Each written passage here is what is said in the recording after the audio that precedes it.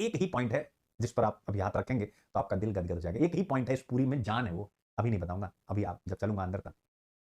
एक पॉइंट कि कैसी होनी चाहिए नई जनसंख्या नीति, मजा आएगा। ठीक है, जनसंख्या एवं संबद्ध मुद्दे, पॉपुलेशन एंड एसोसिएटेड इश्यूज याद रखिए। तो यहां क्या हो गया, Indian needs a population policy that focus more on family welfare approach हाथ रख दिया, हाथ रख दिया, rather than family planning approach discuss. Bharat को एक ऐसी जनसंख्या नीति की आवश्यकता है जो परिवार नियोजन, हम लोग क्या करते हैं, मतलब अगर आपसे कॉमन किसी से भी पूछा जाए जनसंख्या नीति का मतलब क्या है, तो सीधा आता है परिवार नियोजन। यहां अलग कॉन्सेप्ट है, यानी क्या है कि हमें एक ऐसी जनसंख्या नीति की आवश्यकता है जो परिवार नियोजन, फैमिली प्लानिंग अप्रोच दृष्टिकोण के बजाय, बहुत बढ़िया शब्द पकड़ लीजिए, परिवार कल्याण दृष्टिकोण पर अधिक ध्यान केंद्रित करे, चर्चा करें। क्या समझ पाए, यानी यहां कहा गया है, क्या कहा गया है जरा समझाता हूं मैं। यहां यह कहा गया है कि यानी हमें क्या करना है, क्या करने की आवश्यकता है, तो हमें यह करने की आवश्यकता है कि भैया हम जनसंख्या नीति लेकर के आए, पॉपुलेशन पॉलिसी लेकर के आए, पीपी, और इसमें हमारा फोकस क्या हो, परिवार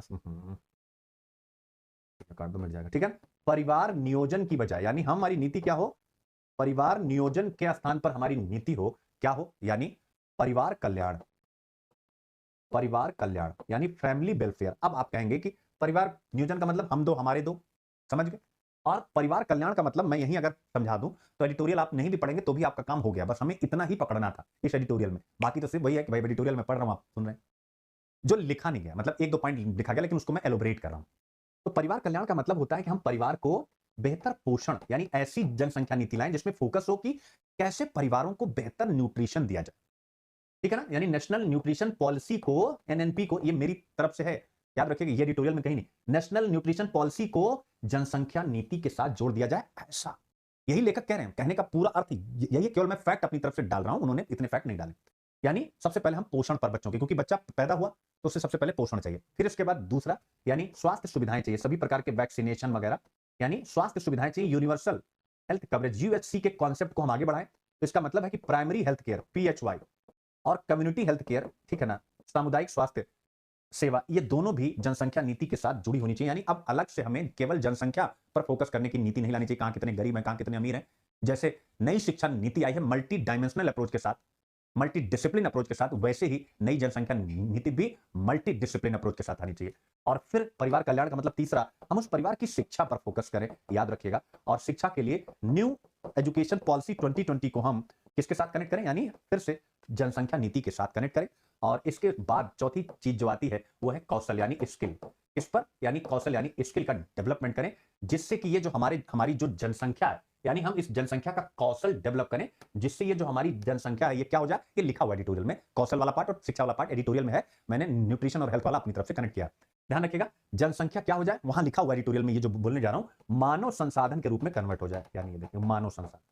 तो इसका मतलब है कि ऐसी जनसंख्या नीति आनी चाहिए जो कि 2000 के बाद आई नहीं है। वाह रे हिंदुस्तान, कसम से कह रहे हैं इन सब मुद्दों पर कोई चर्चा ही नहीं, इन सब मुद्दों पर कोई चर्चा नहीं। हम लोग भी सुबह से शाम कंटेंट बनाने पढ़ाने में ही लगे हुए हैं, क्या करें, अच्छे अधिकारियों की बड़ी नीड है, लेकिन आप लोग भी पॉलिसी मेकिंग तक पहुंचने में बुढ़े हो जाएंगे। आज के 30 अगर आज सिलेक्ट होते हैं 20-22 वर्ष के बाद तो सेक्रेटरी आदमी बनता है। सोल्यूशन क्या है, ठीक है, बड़ी समस्या है इस देश के सामने, मानव संसाधन के रूप में हम कन्वर्ट कर सके, इसी को कहा गया है परिवार नियोजन के स्थान पर परिवार कल्याण के अप्रोच वाली जनसंख्या नीति लानी चाहिए। तो फ्यूचर में आपसे प्रश्न बन सकता है, क्या भारत को एक नई जनसंख्या नीति की आवश्यकता है, यदि हां तो क्या मॉडल होना चाहिए। तो आप आईएएस की तैयारी कर रहे हैं, ये आपके लिए मॉडल होना चाहिए। कैसा लगा, मजा आया कि नहीं मजा आया, फटाफट बताइए, मजा आया कि नहीं मजा आया, मजा आया बच्चा लोग, तो आप देख लीजिए, भारत को एक जनसंख्या नीति की आवश्यकता है जो परिवार नियोजन दृष्टिकोण के बजाय, नहीं वही परिवार नियोजन के बजाय परिवार कल्याण पर होना चाहिए। क्यों, क्योंकि जब हम ऐसी रणनीति अपनाएंगे तो हमारी जो जनसंख्या है, वो जो पॉपुलेशन डिविडेंड है वो, और जो हम 2041 तक रहने वाले, 2041 तक हिंदुस्तान पॉपुलेशन डिविडेंड की स्थिति में रहेगा। आप सोच डालिए, पूरे विश्व में नंबर 1 पे, तो अगर हम सबको ह्यूमन रिसोर्स के रूप में कन्वर्ट कर दें तो हिंदुस्तान को उसके मानो, अगर विदेश में गए तो रेमिटेंस के माध्यम से, देश में रहे तो टैक्स यानी इनकम कमाएंगे तो टैक्स पे करेंगे, या इकोनॉमी में डिमांड क्रिएट करेंगे, तो हर एक प्रकार से यह क्या करेंगे, सरकार के लिए उत्पादक साबित होंगे, देश के लिए उत्पादक साबित होंगे। ऐसी जनसंख्या नीति की आवश्यकता। मजा आ गया, बस यही बात यहां लिखी हुई शब्दों में जो मैंने आपको छोटी सी डायग्राम में बता दिया, आई होप आप समझ गए होंगे। तो बस वही सारी बातें बताई गई हैं, यानी वही जो यूनाइटेड नेशन की रिपोर्ट आई है, वर्ल्ड की भारत 2023 तक विश्व की सबसे बड़ी जनसंख्या बन जाएगा, कोई मतलब नहीं है, आप पढ़ ही चुके हैं। फिर 2018-19 के इकोनॉमिक सर्वे का जिक्र किया गया है, इसको तो रट लीजिएगा, इसको तो रट लीजिएगा, इसको तो रट लीजिएगा, इसको तो रट लीजिएगा तुरंत, यानी भारत का जनसांख्यिकीय लाभांश 2041 के आसपास चरम पर होगा। जब कामकाजी उम्र की आबादी का हिस्सा 59% पहुंच जाएगा। बाप रे बाप, 2041 में भारत में काम करने वाली आबादी 100 में से 59 लोग केवल, यानी काम करने वाली आबादी होगी 15 से 29 वर्ष वाली, इस प्रकार की आबादी, ठीक है ना। तो आप ध्यान रखिए, यानी भारत के पास पॉपुलेशन डिविडेंड है। तो भारत के पास अगर पॉपुलेशन डिविडेंड है तो इसका मतलब है कि इंडिया को एक पॉपुलेशन पॉलिसी की आवश्यकता है। कौन से पॉपुलेशन पॉलिसी की आवश्यकता है? जो परिवार नियोजन के बजाय परिवार कल्याण दृष्टिकोण पर काम करे, फैमिली प्लानिंग के बजाय फैमिली वेलफेयर अप्रोच पर काम करे। अब तो और मजा आ गया होगा, ठीक है। यही सारी बातें लिखी हुई है, बस बताने की जरूरत नहीं है, बताने की जरूरत नहीं है, बताने की जरूरत नहीं है, ठीक है ना। ठीक है, ठीक है, ठीक है, ठीक है, ठीक है।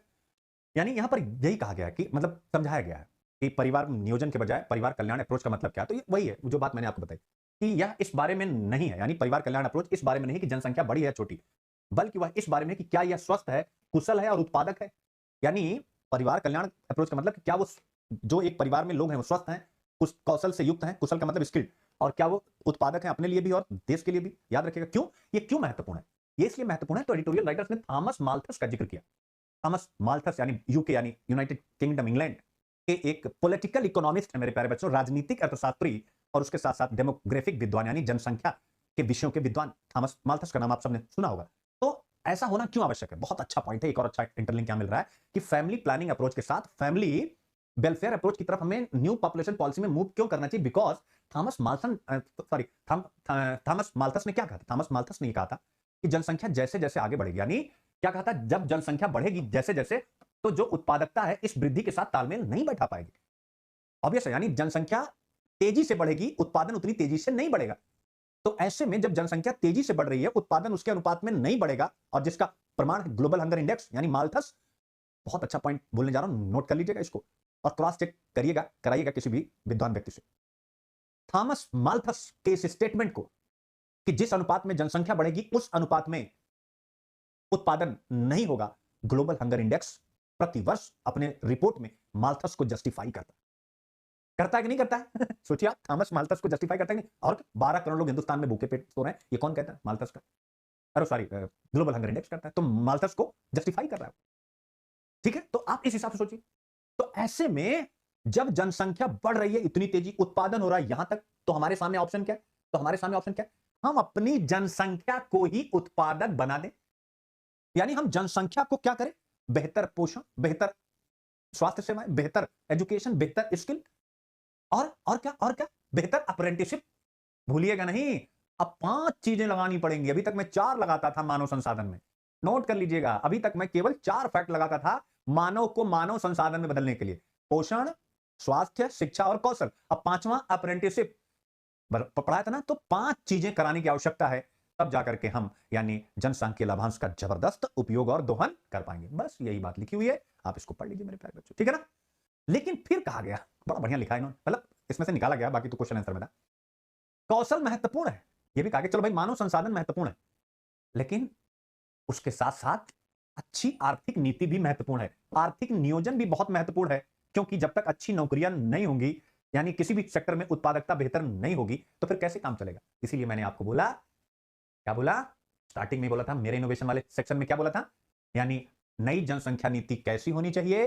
तो आप लिखेंगे परिवार नियोजन के दृष्टिकोण के साथ साथ हम थोड़ा मॉडरेट होंगे। इन्होंने लिखा उसके स्थान पर, लेकिन मैं थोड़ा मॉडरेट यानी मध्यम मार्गी हूं, तो हम महात्मा बुद्ध का अनुसरण करेंगे, लिखेंगे परिवार नियोजन, क्योंकि सरकार परिवार नियोजन को छोड़ नहीं सकती। आपको भी पता है, मुझे भी पता है, तो हम क्यों इनकी 100% अप्रोच लें?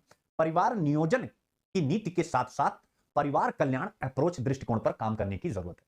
और परिवार कल्याण के लिए यानी 4 बातें वो, और 5वां यानी अप्रेंटिसशिप, क्योंकि अगर आप पोषण, स्वास्थ्य, शिक्षा, कौशल अच्छा करेंगे तो आपके यहां बहुत ज्यादा लोग पैदा हो जाएंगे, मानव संसाधन। और मानव संसाधन बेकार हो जाएगा अगर उसको आप अप्रेंटिसशिप जैसी संकल्पनाओं के साथ जोड़ते नहीं है, यानी रोजगार सृजन की उसकी योग्यता पर काम नहीं करते। लेकिन इतने से ही काम नहीं चलेगा, यानी सरकार को ऐसी आर्थिक नीतियां बनानी पड़ेगी जिससे रोजगार का सृजन हो, कि इस कौशल से युक्त आबादी को रोजगार मिले। नहीं तो यूपीएससी प्रश्न बनाएगा, क्या प्रश्न बनाएगा? यूपीएससी प्रश्न बनाएगा जैसे अभी तक बना था, भारत में जॉबलेस ग्रोथ है, ठीक है, नौकरी विहीन समृद्धि, तो ऐसे ही लिखेगा कि भारत में मानव संसाधन सहित, यानी मानव संसाधन है, मानव संसाधन सहित गरीबी पर टिप्पणी लिखिए। यानी हिंदुस्तान ऐसे प्रश्न है, भारत के मानव संसाधन, हालांकि मानव संसाधन के लिए महत्वपूर्ण सभी उपयोगिताओं से सुसज्जित है, परंतु फिर भी वह गरीब है, ऐसा क्यों? तो आप कहेंगे ना भैया रोजगार ही नहीं है, तो हमें इंप्लॉयमेंट भी जनरेट करना होगा। ये पॉइंट आप ध्यान रखिएगा। अब हम आगे बढ़ते हैं।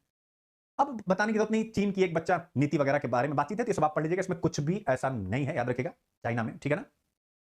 हाँ, एक पॉइंट नहीं, ये बताना बहुत जरूरी है, बहुत बड़ा, कि जनसंख्या नीति कैसी होनी चाहिए। यानी चीन की तरह बहुत सख्त नहीं होनी चाहिए। यानी एक बच्चा नीति चाइना ने अपनाई 1980 में जो 2016 तक चली, लेकिन अब चीन के पास बुजुर्गों की आबादी बहुत तेजी से बढ़ रही और चीन अब कह रहा है भैया 2-2 3-3 बच्चे पैदा करो और बहुत से इंसेंटिव भी दे रहा है। लेकिन पुरुष और महिलाएं अब 2 से 3 बच्चे पैदा करने को तैयार ही नहीं, क्योंकि उनको एक ही में आनंद आ रहा है। यार क्या झंझट ले, 2 को पाले पोसे, एक ही में लो, लाइफ को एंजॉय करो। इससे में चीन की प्रजनन क्षमता में गिरावट जारी है। इसीलिए एडिटोरियल राइटर ने कहा हमें प्रजनन दर पर नहीं बल्कि एक ऐसी स्थिति बनाने पर ध्यान देना चाहिए जिसमें बढ़ती अर्थव्यवस्था के संदर्भ में परिवार के आकार में धीमी गति से बदलाव, यानी ऐसा ना हो कि चीन की तरह हो जाए। तो हमें परिवार नियोजन पर मध्यम मार्गी मार्ग अपनाना है, एक संतान नीति टाइप का कॉन्सेप्ट नहीं लेके चलना है। कैसा लगा? अब आगे बढ़ते हैं। राइटर कहते हैं अब ये यानी आप समझिए टॉपिक खत्म हो गया, नई जनसंख्या नीति। अब थोड़ा सा 1-2 पॉइंट इसमें बुजुर्गों के ऊपर आ गया है, ओल्ड एज के ऊपर आ गया है कि 2025 तक भारत की कुल आबादी का 12% ओल्ड एज हो जाएंगे और 2050 तक यानी हर 5वां भारतीय 5 में से एक 65 वर्ष से अधिक उम्र का होगा, याद रखिएगा। तो वो लेखक कह रहे हैं बहुत अच्छा पॉइंट, ये कब होगा? 25 में और उसके बाद होगा 50 में। तो ऐसे में यदि हम लाभ प्राप्त करना चाहते हैं तो हमें अभी से यानी एडोलसेंस जो किशोर हैं जो 2050 में बुढ़े होंगे, 65 वर्ष की उम्र के होंगे, तो उन किशोरों में निवेश करने की आवश्यकता है। कैसा निवेश? यानी शिक्षा, पोषण, स्वास्थ्य, शिक्षा, कौशल और अप्रेंटिसशिप, यानी निवेश करने की आवश्यकता है, अन्यथा हमारा जनसांख्यिकीय लाभांश आसानी से जनसांख्यिकीय आपदा में बदल जाएगा, याद रखिएगा। ठीक है ना? और उसके साथ साथ एक बात और यहां पर कही गई जो बहुत महत्वपूर्ण है, यानी कि जो वृद्ध महिलाएं होंगी उनकी संख्या ज्यादा होगी। क्यों? क्योंकि पुरुषों के कंपेयर में महिलाओं के जीवित रहने की प्रत्याशा ज्यादा है, यानी महिलाएं ज्यादा समय तक जीवित रहती हैं। तो ऐसे में हमें अभी से ही लड़कियों की शिक्षा पर काम करने की जरूरत है, जिससे यानी वह किसी भी प्रकार की समस्या का शिकार ना हो। कब? वृद्धावस्था में, यानी वो रोजगार से जुड़ी हुई हो तो रिटायरमेंट पर उनको कोई समस्या होगी नहीं, चाहे संगठित क्षेत्र चाहे असंगठित क्षेत्र में, याद रखिएगा। तो ऐसे में do we need a population policy? Obviously चाहिए, क्योंकि हमारी पहली वाली आई थी 1976 में, दूसरी वाली आई थी 2000 में। आप पढ़ लीजिएगा 1976 वाले में क्या था, आप पढ़ लीजिएगा 2000 वाले में क्या था, ये मुझे बताने की जरूरत नहीं है। तो ऐसे में ऑब्वियस है हमें एक पॉपुलेशन पॉलिसी की जरूरत है, जिससे कि हम भविष्य की जनसंख्या पर फोकस कर पाए। 76 और 2000 वाली पॉलिसी मैंने इसलिए नहीं पढ़ाई क्योंकि मैं काट भी देता हूं, इसकी कोई नीड नहीं, लेकिन चूंकि कंटेंट को पूरा करने के लिए, जिससे आपको मेरे ऊपर हमेशा ये ट्रस्ट रहे कि सुनील सर आपके साथ यहां जब पढ़ाने आते हैं तो 100% से 1% भी कम नहीं आते हैं। तो ये आपके लिए दे दिया गया होमवर्क कि आप भी पढ़ लीजिएगा, ये एग्जाम में पूछने वाला नहीं है आपसे, ध्यान रखिएगा। बट आपको बता दिया गया आसान लैंग्वेज में आप पढ़ लीजिएगा। और यूपीएससी महोत्सव अनअकैडमी मना रहा है 15 और 16 अक्टूबर को।